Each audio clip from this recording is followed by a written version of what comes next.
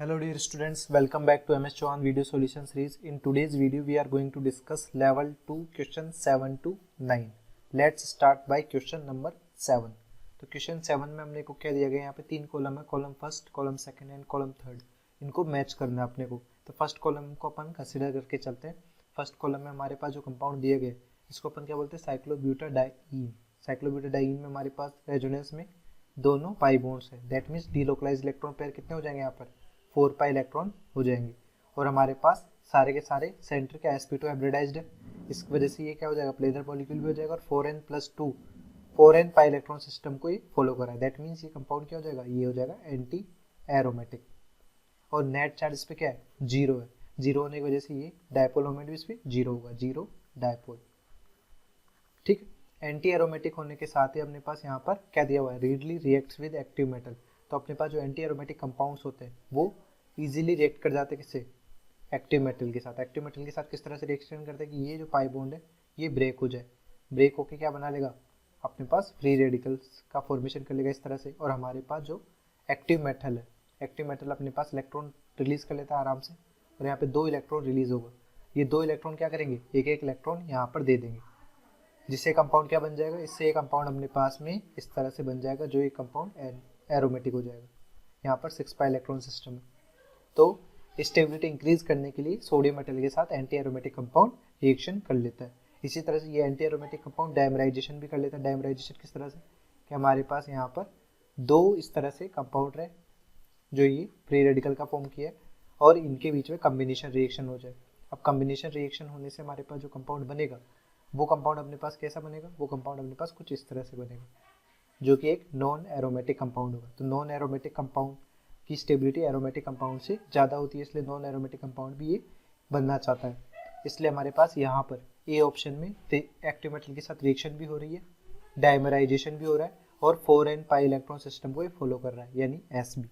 इसके बाद अपने पास एरोमेटिक, एंटी एरोमेटिक और नॉन एरोमेटिक में से ये क्या है, एंटी एरोमेटिक, यानी X ऑप्शन हो गया.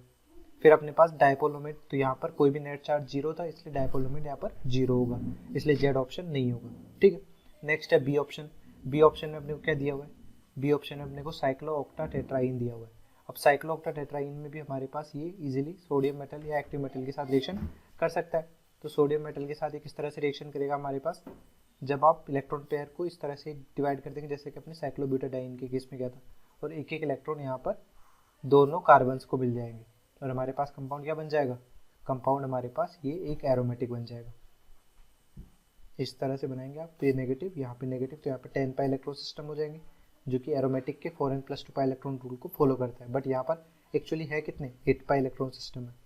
तो ये होना एंटी एरोमेटिक होना चाहिए था, बट ये होता क्या है, ये नॉन एरोमेटिक होता है. क्यों, क्योंकि इसकी रिंग साइज ज़्यादा होने की वजह से फ्लेक्सिबल होता है और ये टब शेप ले लेता है जो कि एक नॉन प्लेनर शेप है. इस नॉन प्लेनरिटी की वजह से हमारे पास यहाँ पर रेजोनेंस रुक जाता है, इसलिए कंपाउंड क्या हो जाएगा, ये नॉन एरोमेटिक कंपाउंड हो जाएगा.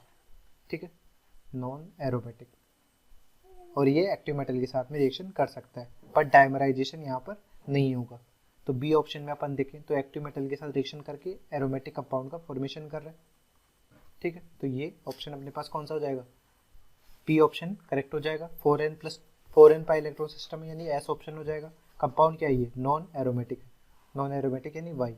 इसके बाद अपने पास देखें तो डायपोल मोमेंट, यहाँ पर भी नेट चार्ज क्या है, 0 है, इसलिए डायपोल मोमेंट भी नहीं होगा. तो हमारे पास बी ऑप्शन से जो मैच करेंगे P, S and why he match करेंगे.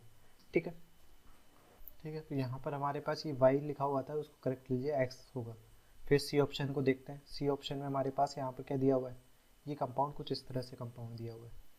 ठीक है, यहाँ पर देखें तो ओवरऑल मॉलिक्यूल पर नेट चार्ज आ रहा है. नेट चार्ज होने की वजह से यहाँ पर कुछ ना कुछ डायपोल मोमेंट होगा. दैट मीन्स ये डायपोल मोमेंट यहाँ पर जो होगा वो 0 नहीं होगा. Dipole moment is not equal to 0. ठीक है, इसलिए ये डायपोल शो करेगा, यानी हाई डायपोल वाला ऑप्शन दोनों में ही होगा, यहाँ पे -2 वाले में भी और +2 वाले में भी. यानी जेड ऑप्शन जो आप यूज़ कर रहे हैं वो यहाँ पर दोनों तरह टिक कर दीजिए.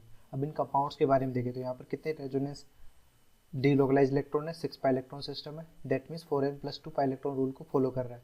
4n+2 में आप n=1 रखेंगे तो 6 पाई इलेक्ट्रॉन सिस्टम हो जाएगा, इसलिए ये कंपाउंड क्या हो जाएगा, ये कंपाउंड हो जाएगा एरोमेटिक. ठीक है, एरोमेटिक हो गया. अब एरोमेटिक कंपाउंड फर्दर या तो एक्टिव मेटल के साथ रिएक्शन करेगा, नहीं डायमराइजेशन करेगा. तो यहाँ पर आर ऑप्शन हो जाएगा, 4n प्लस पाई 2 इलेक्ट्रॉन, और एरोमेटिक कंपाउंड यानी W। तो हमारे पास RWZ, यहाँ पे RWZ ये वाले ऑप्शन हो जाएंगे। इस तरह आपने column first, second and third को मैच कर लिया। डी ऑप्शन में देखिए तो ये जो कंपाउंड है ये इस तरह से, यहाँ पर ये भी एरोमेटिक ही होगा। क्यों? क्योंकि हमारे पास यहाँ पर 2 पाई इलेक्ट्रॉन सिस्टम है और सारे के सारे कार्बन के sp2 हाइब्रिडाइज्ड है। n की वैल्यू आप 0 रखेंगे तो भी यहाँ पे 2 पाई इलेक्ट्रॉन सिस्टम हो जाएगा। तो ये कंपाउंड भी हमारा एरोमेटिक ही होगा। ठीक है, नेक्स्ट है 8th क्वेश्चन में पूछा क्या गया कि हमारे पास number of compounds which are aromatic. तो P अपने को नंबर्स बताना है, फिर इस तरह से ABCDE तक सॉल्व करके उनका समेशन करना है। तो ये कंपाउंड देखिए, फर्स्ट कंपाउंड जो दिया गया ये नेप्थलीन है, नेप्थलीन। ठीक है, नेप्थलीन में हमारे पास यहाँ पर कितने पाई इलेक्ट्रॉन है? 3, 2, 5, 10 पाई इलेक्ट्रॉन सिस्टम है। तो आप 4n plus 2 pi electron rule देखेंगे, आपने 4n प्लस 2 पाई इलेक्ट्रॉन में यदि आप n की वैल्यू 2 रखते हैं तो यहाँ पर क्या हो जाएगा? 10 पाई इलेक्ट्रॉन सिस्टम आ जाएगा। दैट मीन्स ये कंपाउंड क्या हो जाएगा? ये कंपाउंड हो जाएगा एरोमेटिक। ठीक है, बी ऑप्शन में देखें तो यहाँ पर 4 पाई इलेक्ट्रॉन सिस्टम है, 4 पाई इलेक्ट्रॉन सिस्टम की वजह से ये क्या हो जाएगा? ये हो जाएगा एंटी एरोमेटिक।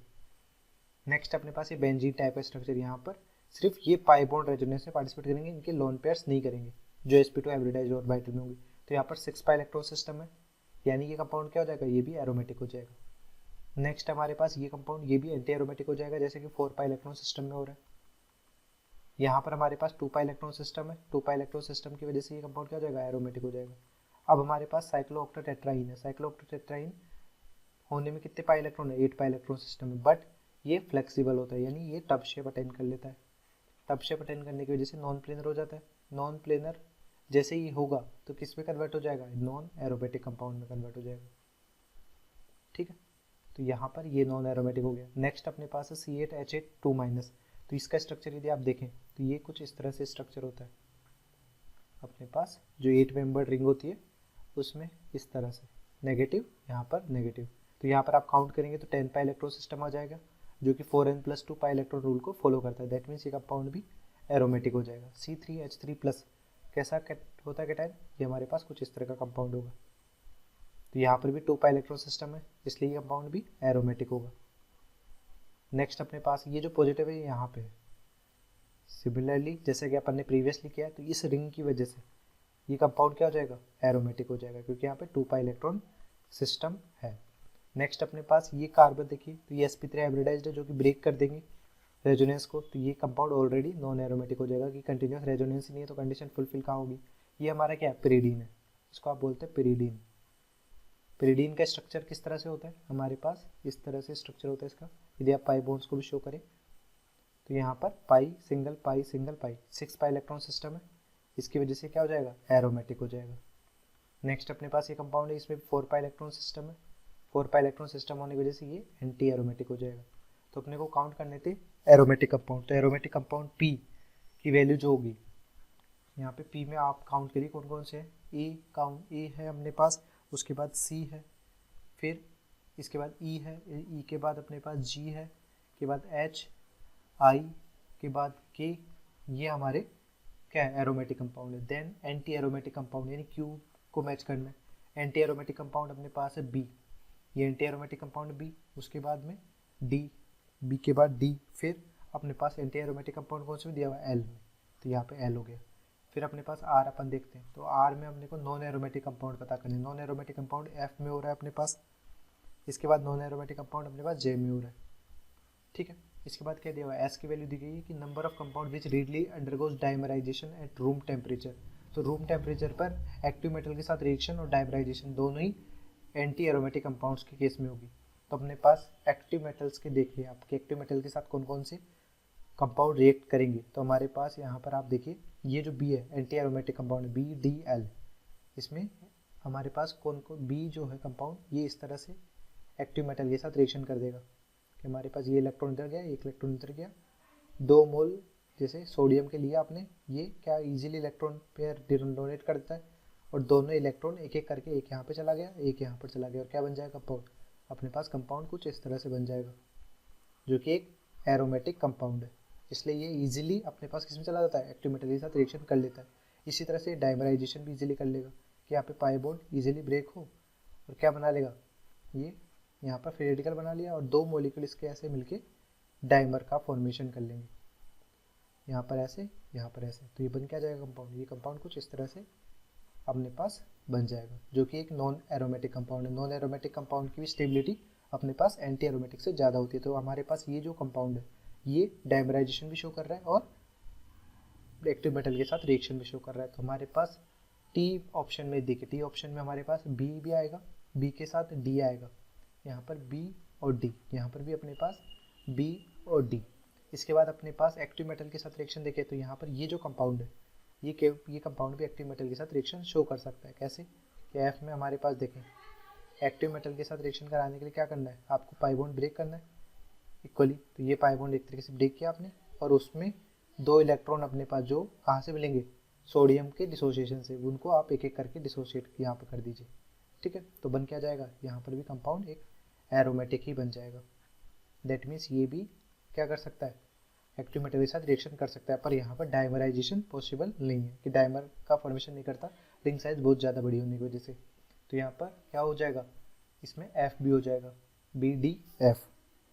ठीक है, यहाँ पर एफ भी हो गया। इसके बाद अपने पास कौन सा है, इसके बाद हमारे पास एंटी एरोमेटिक कंपाउंड में देखें तो आई, एक्टिव मेटल के साथ में ये वाला ऑप्शन भी रिएक्ट कर सकता है कि कोई भी अल्कोहल है हमारे पास, यहाँ पर कंपाउंड क्या दिया हुआ है हमारे पास, यहाँ पर OH, ये एक्टिव हाइड्रोजन है कि हमारे पास एसिडिक H होगा, इसलिए सोडियम मेटल के साथ जैसे आप इसकी रिएक्शन कराएंगे तो हमारे पास यहाँ पर क्या बन जाएगा, यहाँ पर फिनॉक्साइड बन जाए, Na+ ऑक्स, एनायन का फॉर्मेशन होगा और हाफ मोल हाइड्रोजन गैस भी रिलीज होगी। तो एंटी एरोमेटिक, ये कंपाउंड एरोमेटिक है बट इस एसिडिक H की वजह से सोडियम मेटल इसके साथ रिएक्शन करेगा, क्योंकि सोडियम मेटल क्या होता है, बेसिक इन नेचर होता है, एसिडिक H को ले जाता है, इसलिए अपन एक्टिव मेटल के साथ रिएक्शन में इसको भी काउंट करेंगे। तो आई ऑप्शन यहाँ पे हो जाएगा। नेक्स्ट अपने पास है एल हमारे पास यहाँ पर दिया हुआ है, तो एल भी इजीली अपने पास किस में कन्वर्ट हो सकता है, एक्टिव मेटल के साथ रिएक्शन करेगा, जैसे कि हमारे पास यहाँ पे साइक्लोब्यूटाडाइन हो रहा है, तो एफ एल भी ऑप्शन यहाँ पे हो जाएगा। बट अब अपने पास क्या देखना है, अपने पास यहाँ पर डाइमराइजेशन की पॉसिबिलिटी देखनी थी, तो एंटी एरोमेटिक एल वाला ऑप्शन भी यहाँ पर हो सकता था, बट वो ऑप्शन यहाँ पर नहीं होगा। क्यों, क्योंकि यहाँ पर डाइमराइजेशन नहीं होगा स्टेरिक हिंड्रेंस होने की वजह से। कि आप इस कंपाउंड को यदि गौर से देखें, इस कंपाउंड में हमारे पास यदि आप डाइमराइजेशन कराते कि हमारे पास यहाँ पर ये मॉलिक्यूल है, यहाँ पर ये मॉलिक्यूल है, यहाँ पर फ्री रेडिकल बनते और दूसरा मॉलिक्यूल भी हमारे पास किस तरह से आ रहा होता, इसी तरह से आ रहा होता डाइमराइजेशन के लिए। ठीक है, तो यहाँ पर कोई भी डाइमराइजेशन नहीं होगा। क्यों, क्योंकि यहाँ पर स्टेरिक हिंड्रेंस हो रही, no dimerization, no dimerization because of steric hindrance, because of steric hindrance. ठीक है, स्टेरिक हिंड्रेंस की वजह से वापस डाइमराइजेशन अपने पास नहीं होगा। तो यहाँ पर अपने पास केवल बी और डी ही कंपाउंड ऐसे होंगे जिनका डाइमराइजेशन हो सकता है, एरोमेटिक कंपाउंड का तो होगा ही नहीं। एंटी एरोमेटिक कंपाउंड से बी डी और एल ऑप्शन था, पर एल ऑप्शन में भी क्या हो रहा है, स्टेरिक हिंड्रेंस है, इसलिए अपन डाइमराइजेशन इसका नहीं करेंगे। अब अपने को काउंट करना है कि कितने हैं, तो हमारे पास पी की वैल्यू देखिए 1 2 3 4 5 6 7 कंपाउंड्स ऐसे हैं। क्यू की वैल्यू में देखें तो 3 है, आर की वैल्यू कैलकुलेट करें तो 2 है, एस की वैल्यू भी काउंट करें तो 2 है, और हमारे पास टी की वैल्यू 1 2 3 4 5 है। ठीक है, तो हम इनका समेशन करेंगे, इसका समेशन करेंगे तो अपने पास क्या हो जाएगा, 7 + 3 + 2 + 2 + 5। ठीक है, तो इसमें अपने पास में किस तरह क्या आएगा, इसमें वैल्यू अपने पास, इसमें हमारे पास देखिए कैसे रिएक्शन हो रही होगी इसकी। तो इनका समेशन करने पे हमारे पास कितनी वैल्यू आ रही है, 19। तो हमारे पास यहाँ पर जो सम होगा उसका आंसर हो जाएगा, वो हो जाएगा 19। ठीक है, नेक्स्ट क्वेश्चन है 9, which of the following compounds will react with Br2 at room temperature in dark. तो अपने पास में जो ब्रोमीन के साथ में रिएक्शन होती है कौन कौन सी देते हैं, सिर्फ एल्कीन और एल्काइन, कि ब्रोमीन वाटर के साथ में रिएक्शन करेंगे तो यहाँ पर ब्रोमीन इन CCl4 या डार्क आप जो भी यूज़ कर रहे हैं, तो यहाँ पर एंटी एडिशन रिएक्शन होती है। एंटी एडिशन रिएक्शन में क्या हो जाता है कि हमारे पास Br ग्रुप आकर अटैच हो जाते हैं। ठीक है, ये इसी तरह से रिएक्शन किस पे हो सकती है, एल्काइन में भी हो सकती है। एल्काइन में भी अपने पास में कैसे हो जाएगा, बस 4 टेट्रा हेलो प्रोडक्ट का फॉर्मेशन हो जाएगा अपने पास फाइनल। दैट मीन्स हमारे पास केवल C++ एंड C++ में ही रिएक्शन होगी। यदि आप बेंजीन की रिएक्शन करा रहे हैं तो हमारे पास Br2 CCl4 के साथ में कोई भी रिएक्शन नहीं होगी। ठीक है, तो हमारे पास कंपाउंड्स देखते हैं। सबसे पहला जो कंपाउंड है बेंजीन दिया हुआ है, तो बेंजीन की कोई भी रिएक्शन नहीं होगी। सेकेंड कंपाउंड साइक्लोहेक्सीन दिया हुआ है, साइक्लोहेक्सीन में हमारे पास यहाँ पर 5 बॉन्ड है, Br2 के साथ में रिएक्शन जैसे आप कराएंगे तो हमारे पास यहाँ पर डाइब्रोमो प्रोडक्ट यानी Br इस तरह से बन जाएगा। सी में देखें साइक्लोहेक्सीन, साइक्लोहेक्सीन हमारे पास सिर्फ एल्कीन है, तो एल्कीन में Br2 CCl4 के साथ कोई भी रिएक्शन नहीं होती है। इसकी रिएक्शन आप कराएं किसके साथ, Br2H के साथ, लाइट की प्रेजेंस में। यहाँ पे डार्क बोला गया, लाइट की प्रेजेंस में आप कराएंगे तो फ्री रेडिकल मैकेनिज्म होगी, फ्री रेडिकल मैकेनिज्म, और हमारे पास क्या प्रोडक्ट बन जाएगा, हमारे पास हेलो एल्कीन का फॉर्मेशन हो जाएगा।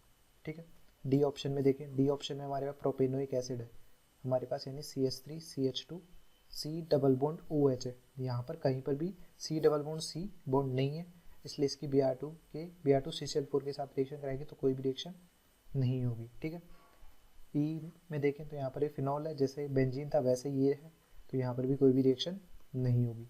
नाइट्रोबेंजीन, नाइट्रोबेंजीन भी सिमिलरली वैसा ही है जैसा फिनॉल था, इसके केस में अपने पास Br2 के साथ कोई भी रिएक्शन नहीं होगी। जी में देखें, जी में अपने पास हेक्साइन है, यानी 1 2 3 4 5 6, अब ट्रिपल बॉन्ड आप कहीं पे भी लगा सकते हैं, ट्रिपल बॉन्ड लेट से अपन ने यहाँ पे लगा दिया तो इसकी Br2 CCl4 के साथ रिएक्शन हो जाएगी और हमारे पास प्रोडक्ट कैसा बन जाएगा, प्रोडक्ट हमारे पास tetra halo in tetra bromo products का फॉर्मेशन हो जाएगा।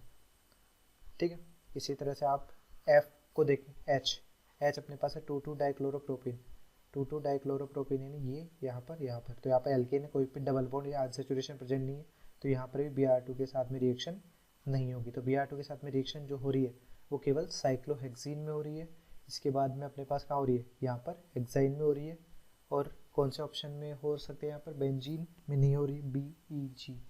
फिनॉल में यदि अपन देखें तो Br2 CCl4 के केस में अपने पास रिएक्शन, ठीक है, यहाँ पर कोई भी रिएक्शन नहीं होगी फिनॉल के केस में, बट यदि फिनॉल की रिएक्शन आप ब्रोमीन वाटर के केस में कराते हैं, Br2H2O के साथ ब्रोमीन वाटर के साथ में रिएक्शन कराते हैं तो अपने को टेट्रा ब्रोमो प्रोडक्ट्स का फॉर्मेशन होता है इस तरह से, OH Br Br Br। ठीक है, तो यहाँ पर हमारे पास जो आंसर होंगे वो कौन सा होगा, B एंड G।